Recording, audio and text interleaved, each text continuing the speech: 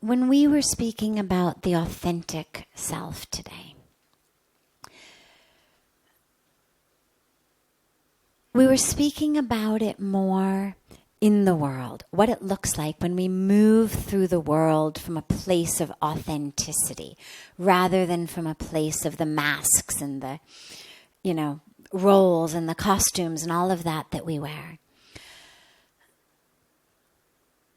When you go a step deeper, though, on a spiritual level, the truest, highest self is soul spirit, which is that which is unchanging. And it's important to just draw a little distinction here for you because the answer to your question is going to depend on how we define authentic self. Again, to which there is no right answer, and it really depends what world we're in. So here in a satsang world, I'm much more likely to define it as spirit, as soul, as infinity, as the divine in you. When we're speaking more in a discussion that's more geared to how am I going to go out in the world and be a leader. So we're not speaking so much about a formless divinity of which I am just a reflection. But rather we're talking actually about something that is uniquely you and that is constant, not in the way that the soul and spirit is constant, life after life, birth after birth, from me to you, but rather that is constant situation to situation. So for example, most of us know the phenomenon of being one way in a certain place and a different way in a different place. Now, there's nothing wrong with that as long as we are aware that we're playing a role. So if I'm the CEO of a company, I have to act differently in the office place than I act with my husband or wife or children at home. Nobody would expect me, even someone saying, be your most authentic self, no one would expect me to walk into my business and be the same me who is there sitting on, lying on the couch in my therapist's office.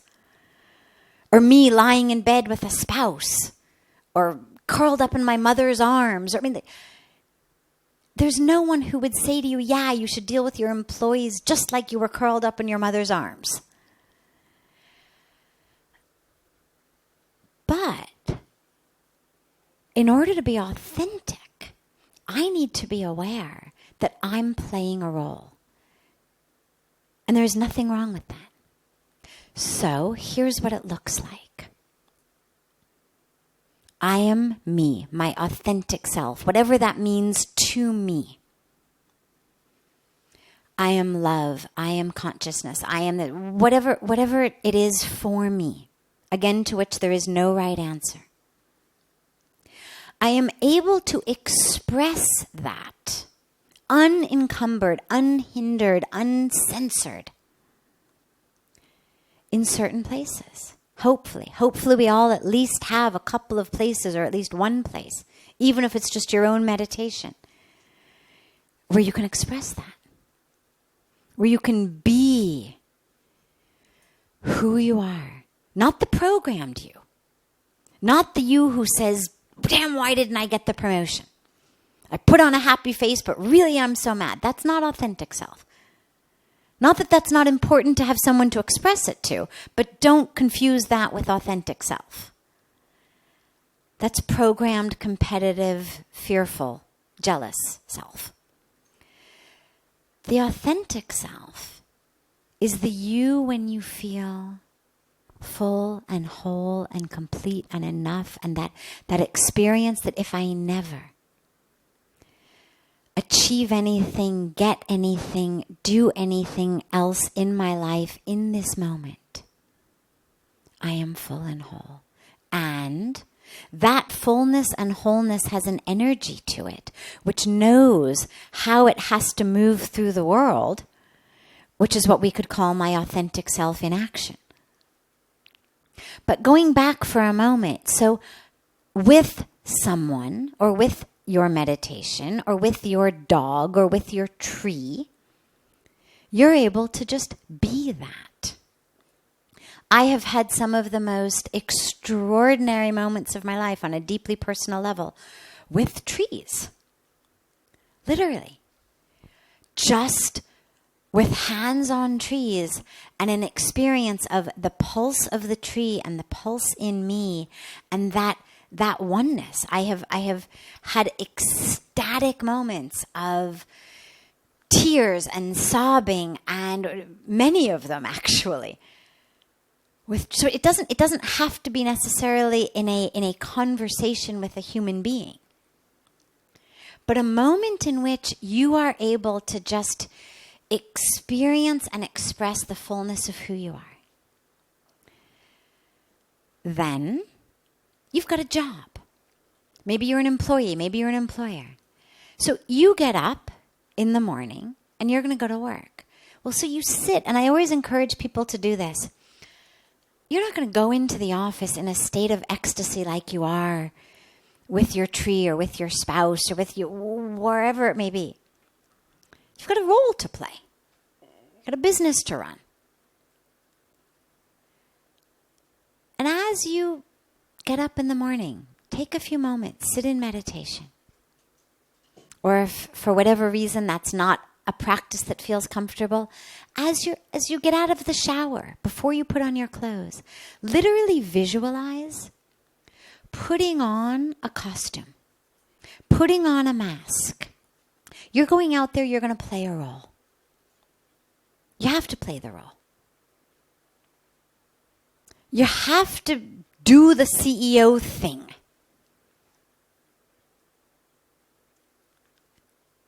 And you go out there and you do it. But you do it as the authentic self playing a role. So for example, if I were an actor, let's say in a play, and in the play, one day the director said to me, kill this person. And he meant really, not like with a fake knife, but really take a knife and kill this person. You're, a murderer, and I want reality on my set. I want this guy really dead. I want real blood. Well, I wouldn't do it, no matter how committed I am to being an actor. Because remember, there's an authentic me wearing the costume and the mask of the murderer that says, no, wait. So I'll do the lines, I'll do the show, but I'm going to do them from a place of me that knows what's right, what's not. And in the same way, when you move through the world, you've got your, CEO costume, and you've got your this costume, and your that, whatever it may be. And that's all fine. And at the end of the day, when you come home and you take a shower, literally imagine that costume, that makeup washing off. Because the problem is not that we play roles. The problem is that we start to think we are the roles.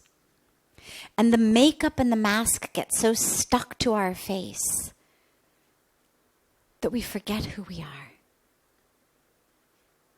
And that's when we lose our ability to be authentic. And so, yes, the authentic self stays the same through all these circumstances, but it may put on a different mask in different places. But the wearer of the mask is the same, and your awareness of the wearer of the mask is the same. Your connection with the wearer of the mask is the same, and your ability to access the wearer of the mask is the same. No matter how good an actor, if he was about to walk out or she was about to walk out on the stage, and as they're walking out, they see a text on their phone that says, your mom died, or your child died, or there's whatever it may be. They're not going to be able to go out and play that role. They're only able to do it until and unless it interferes with the authentic self. So the masks, the roles, that which we play, and play them well, by all means. This is the teaching of the Bhagavad Gita. Arjun was not a murderer. He was a warrior. But his role in that drama of Dharma, you could say, was to be the one who, in order to uphold the Dharma, had to kill. He had to be able to recognize. Now, of course, it's a different situation, but he had to be able to recognize that his authentic self, his highest self, was this upholder of Dharma. And of course, it makes things much easier when you literally have God standing in your chariot saying, here's exactly what you're supposed to do, and you don't have to figure it out yourself. So he had it easy in that way. But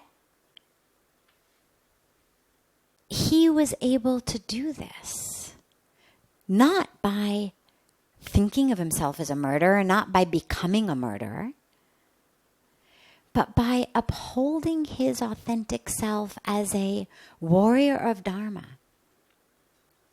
and having faith in Krishna, who said, this is the drama of Dharma that you now need to play.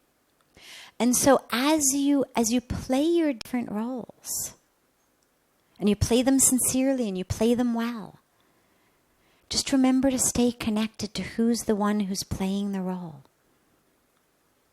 Because then you'll always know who I am in this, and you'll always have access back to that.